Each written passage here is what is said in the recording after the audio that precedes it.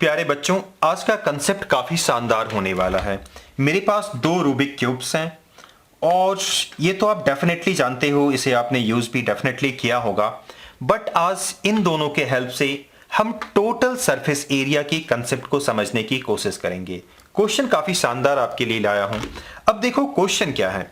सबसे पहले ऐसा करते हैं, इस वाले रूबिक क्यूब से मैं एक सेक्शन को यानी कि इस छोटे से एक क्यूब को निकाल देता हूं। देखो मैंने ये निकाल दिया। अब क्योंकि कैमरा ऊपर लगे हुए हैं तो अलग अलग एंगल से देख करके आप समझ लो, क्योंकि इस क्यूब को ऑलरेडी आपने कभी ना कभी यूज किया होगा तो बातें आपको समझ में बिल्कुल ये आ रही होगी। और हम ऐसा कंसीडर करते हैं कि ये एक परफेक्ट क्यूब है। ऐसा मैं इसलिए बोल रहा हूं क्योंकि इन सब हिस्सों को मैं इग्नोर कर रहा हूं और बिल्कुल एकदम खूबसूरत सा इसे मैं क्यूब मान रहा हूं, यानी कि मैथमेटिकली ये एक परफेक्ट क्यूब है। ऐसा कंसीडर प्लीज आप कर लीजिए। अब देखो प्यारे बच्चों, क्वेश्चन मैं आपके लिए क्या लेकर के आया हूं।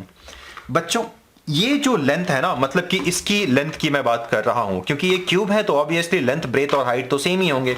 तो इसकी जो लेंथ होगी, आप देख लो यहां से यहां तक की मैं बात कर रहा हूं, इसकी लेंथ को हम 1 यूनिट कंसीडर कर रहे हैं। डेटा काफी सिंपल रखूंगा क्योंकि कंसेप्ट डिलीवर करना हमारा टारगेट है, सो दैट कि डेटा आपको आसानी से याद रहे।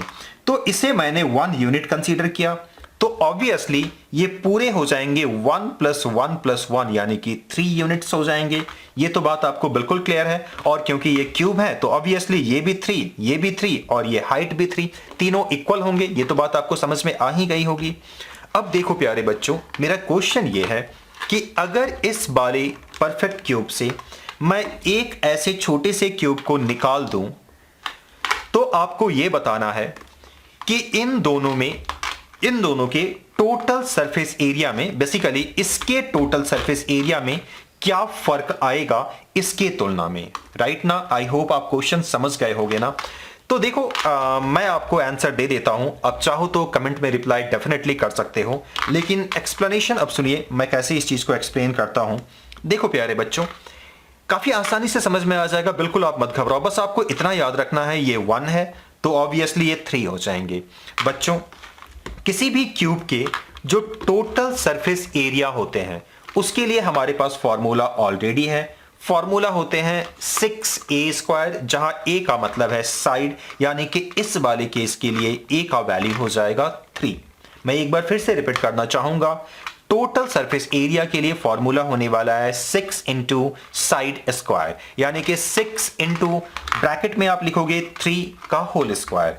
बस इसे आप सिंप्लीफाई कर लो, ये आपको अल्टीमेटली दे देगा 54 स्क्वायर यूनिट्स। राइट ना? कैलकुलेशन आप इस तरफ देख सकते हो।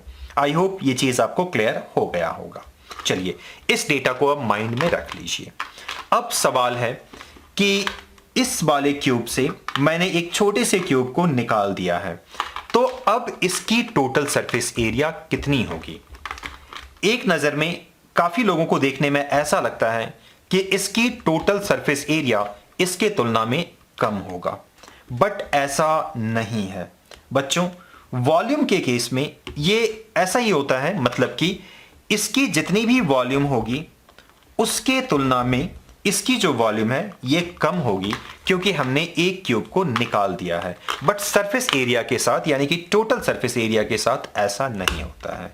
चलिए अब मैं आपको ये डिक्लेयर करना चाहूंगा, इन दोनों की सरफेस एरिया अभी बिल्कुल बराबर है इस क्यूब को निकालने के बाद भी। चीजें आपको काफी आसानी से समझ में आ जाएगी। देखो बच्चों, टोटल सरफेस एरिया का मतलब होता है कि इसके जो सरफेस है ओवरऑल सबको मिला करके आपको देखना है। तो जितने भी सरफेस है उन सब की एरिया की बात हम लोग कर रहे होते हैं।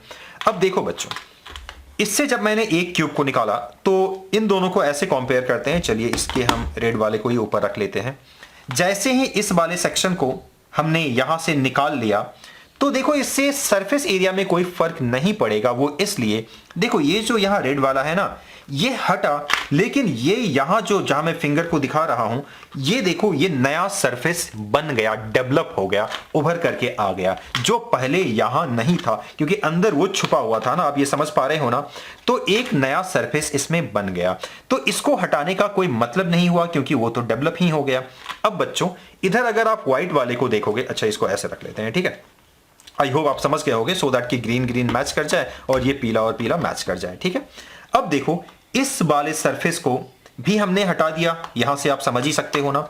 लेकिन जैसे ही इस वाले सरफेस को हटाया हमने, यहां एक नया सरफेस उतने ही एरिया का डेवलप हो गया। देखो ये वाला डेवलप हो गया, तो ऑब्वियसली इसको भी हटाने से कोई फर्क नहीं पड़ेगा। सिमिलरली ग्रीन वाले को भी अलग एंगल से मैं दिखाना चाहूंगा। ये आप देखो, आप देख पा रहे हो ना कि इस ग्रीन वाले को तो मैंने हटा दिया, लेकिन उसके बदले, इस ग्रीन वाले के बदले यहां एक नया सरफेस डेवलप हो गया, जो कि समझना काफी आसान ही है।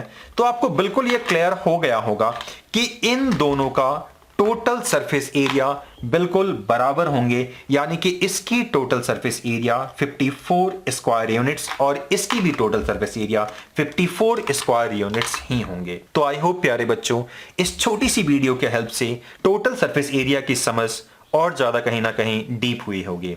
तो चलिए प्यारे बच्चों, फिलहाल के लिए इस वीडियो में इतना ही। मिलते हैं फिर किसी वीडियो में, तब तक अपना ख्याल रखिएगा। Thank you.